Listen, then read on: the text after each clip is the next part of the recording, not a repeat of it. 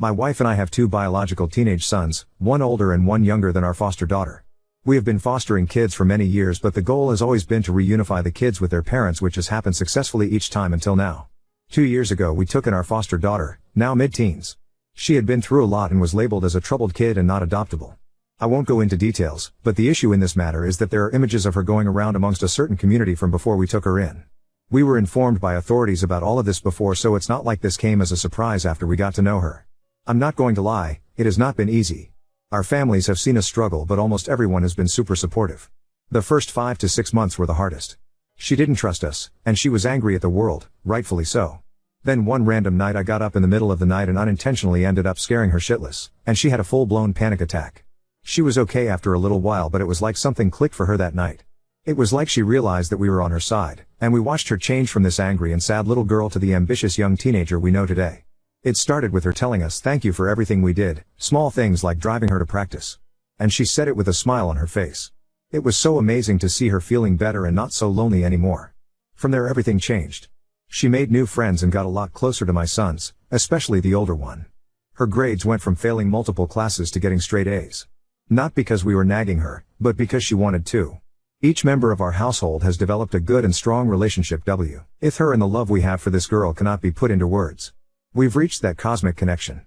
She still struggles with a few things, which is totally fair after all she's been through, but she is working on it, and we are supporting her in every way we can.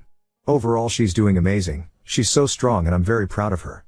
We made the decision to fight the system to change their verdict from not adoptable to available for conditional adoption, because we want to commit to her for life. We want to adopt her. Last month we got the call that they changed their verdict, and we sent in our papers that were already ready and things are looking very promising. The thing is, we haven't told her yet. She knows that she is now adoptable, but we haven't asked her if she wants us to officially adopt her yet. My wife and I have talked to our sons about it, and they are fully on board.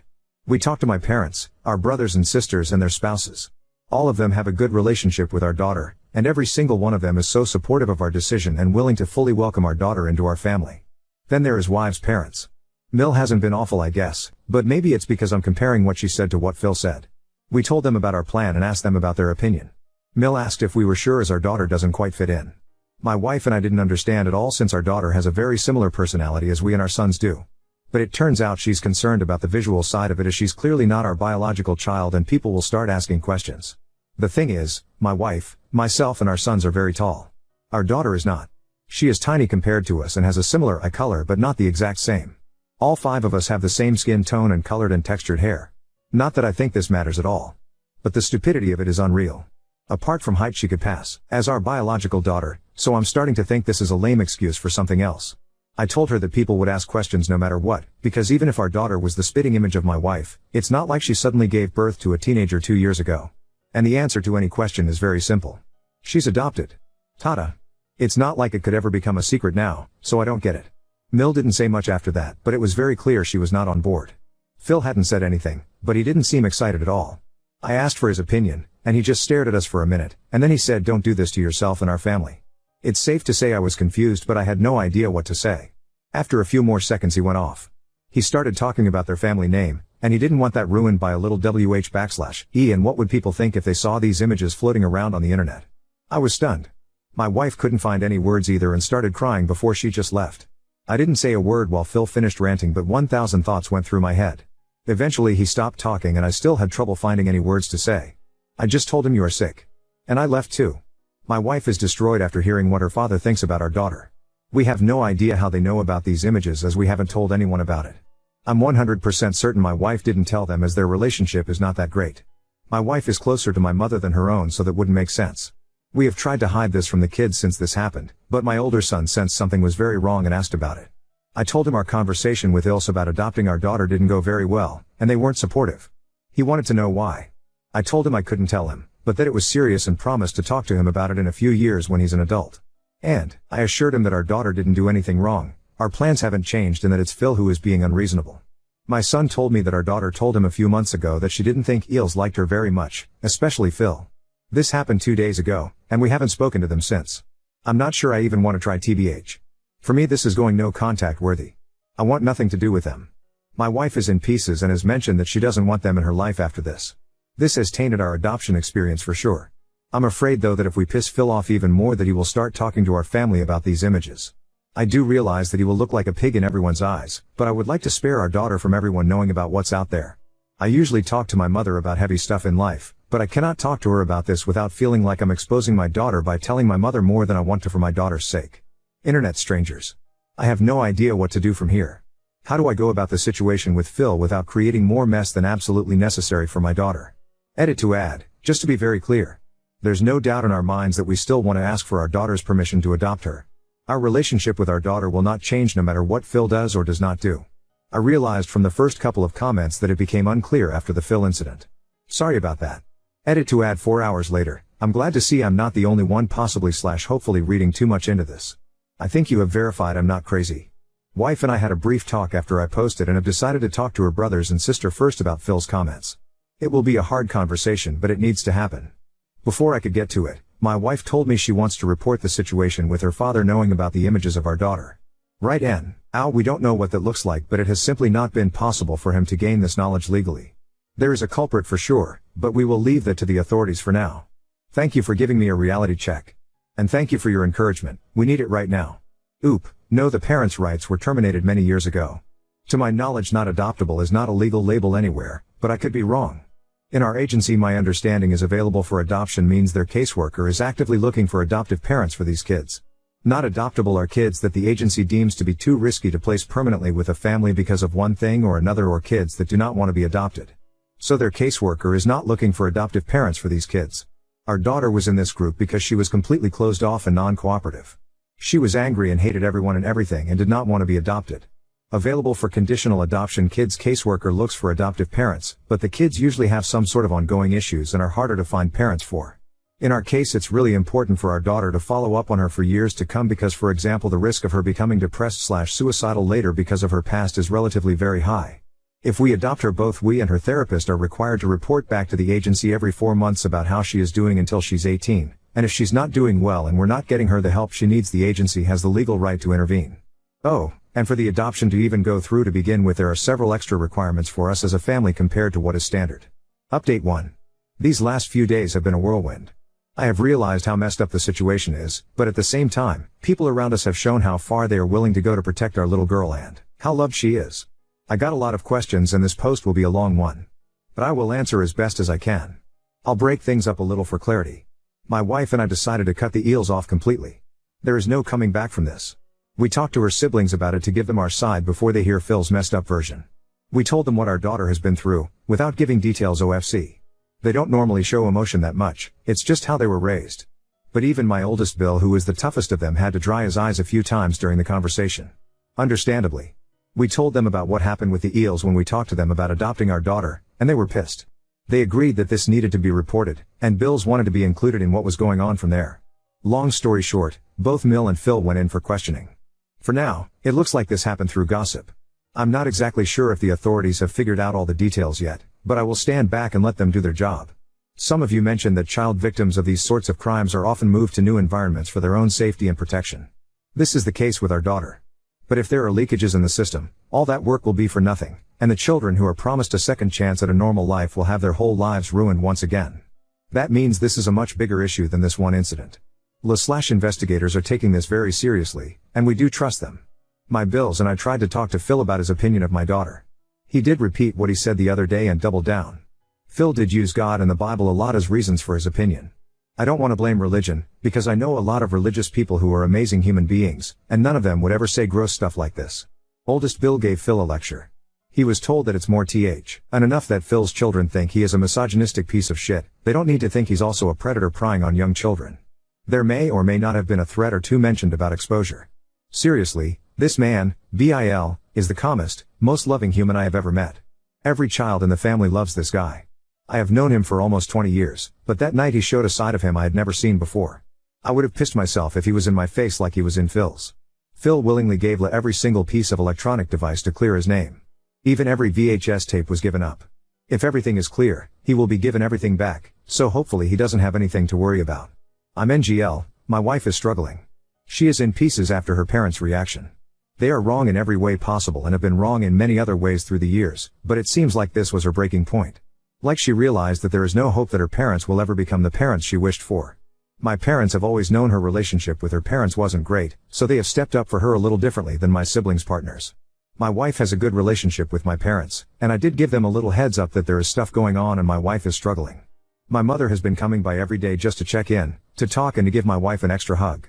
She made dinner a few times when we were busy, and my father has been giving the kids rides to either school or practice/games every day. They have taken a huge load of stress off my wife and me, so we could concentrate on what is going on right now without worrying about the kids. After a few days, we told them how inappropriately my Phil had been talking about our daughter. My parents know about our daughter's essay but nothing more and no details, and that we are cutting them off for good. My parents are awesome and they love my wife almost more than me and promised her to step in, not just for the kids but for her as well, so in time I believe my wife will be okay. We will get through this together. I don't like the saying the apple doesn't fall far from the tree. My wife and her siblings are the total opposites of their parents. They are amazing people and they are raising their kids to be amazing people. Their parents suck, but they came together and broke the circle. Sometimes the apple rolls away from the tree. My wife and I are both close with all of our siblings, and we do live in a relatively small enough town that everyone knows everything about everyone BC of gossip. So we sort of had to include my siblings and our siblings' spouses. We told them a very short version of what was going on, that yes, we are cutting the eels off because they are not supportive of our decision to adopt our daughter, and Phil had said some very rude and inappropriate stuff about our daughter and Mill was on his side, but out of respect for our daughter to please not ask questions without reasons. And we encouraged everyone to come to us directly if there were any rumors or anything going on. Everyone is very supportive and they agree that our daughter deserves privacy and respect, and that the eels are assholes. I got a few skeptical but fair questions about why we asked for people's opinions about the adoption. I get the skepticism, and that is partially on me for not explaining that part very well. It was not so much that we wanted our extended family's opinion and approval, but more so that we knew where everyone was in regards to welcoming our daughter as a permanent member of our family. She is in her mid-teens and we have only known her for 2 years. That's a lot of life to live before coming into our lives. It's not the same as welcoming a baby or a toddler into the family. We never got to take her to the park to play with her brothers and her cousins when she was a child. She wasn't present at family birthdays growing up. We didn't experience her first day of school. Every Christmas Eve, when we were watching Home Alone with our boys growing up, she wasn't there. All of a sudden, there's an extra teenage niece/cousin/granddaughter, and that might not come naturally to everyone.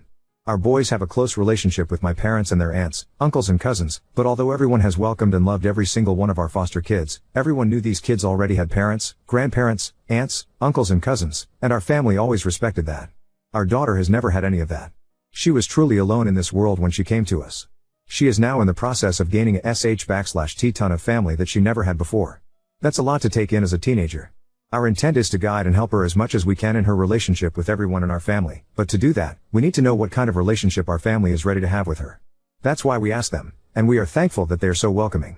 I know I said my wife isn't very close to her parents, but they did have a relationship before this shitstorm started, and they would become our daughter's grandparents. I don't know if it's right or wrong to include them given the relationship wasn't that great to begin with, but I'm glad we did so they had the chance to show their true colors before our daughter got the chance to bond with them as her grandparents. I'm going to be very vague here. Partially to protect my daughter and partially because I simply don't have a lot of info. Our daughter was a part of a larger case/circle that was uncovered a few years ago. She went through this hell for years. The FBI was all over it when these people were discovered, and the people behind this case are in prison, thanks to them. The problem is that the circles that are distributing the material are very complicated. Even though a lot of the material was found and locked down back then, given the amount of material and the time span, there is just no way they got it all. Sadly, this is the case in most cases when digital material reaches these online circles that distribute it worldwide. I do want to say I have so much respect for the people working on nailing these sick animals, as it is incredibly hard mentally to do what they do.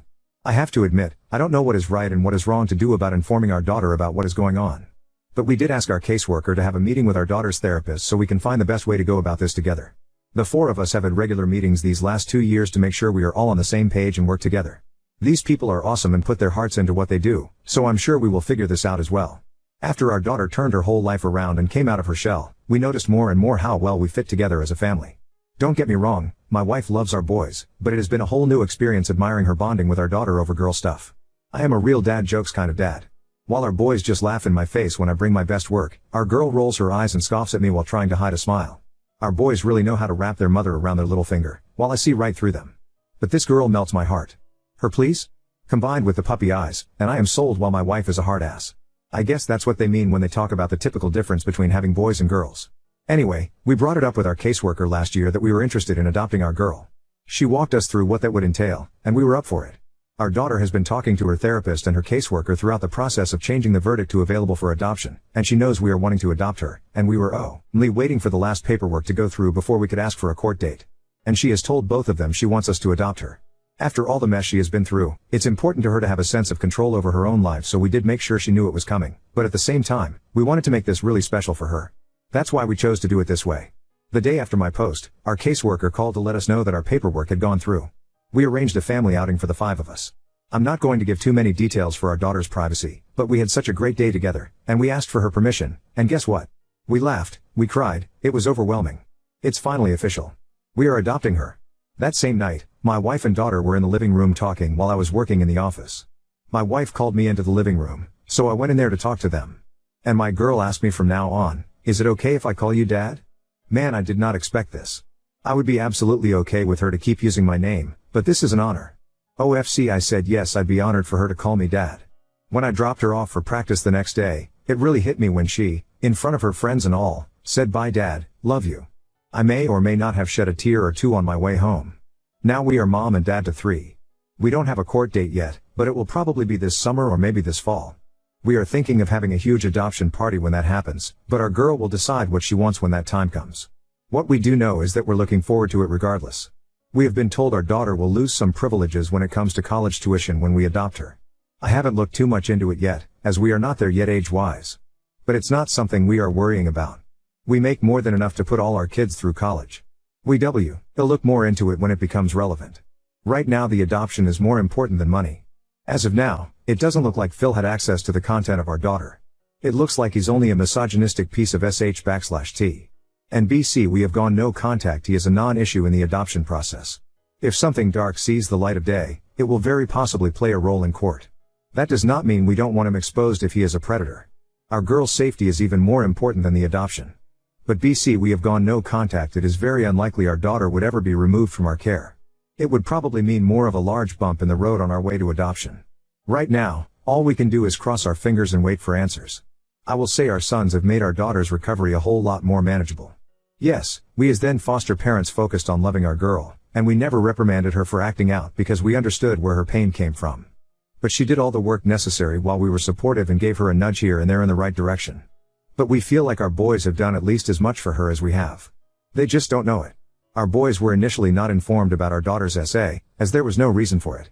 They were informed about the physical abuse in general, no details, just enough to understand that our girl didn't like to be touched without permission. They were very respectful of her, and our youngest even felt bad for her when he hugged me or my wife in front of her because he felt like she deserved love as well. They will never fully comprehend what our girl has been through, but they will also never understand how much they have helped her by just existing around her. They have shown her what healthy relationships with family look like and what boundaries are. Our older son and our daughter are close in age, and he introduced her at school to his friend group, including her now best friend.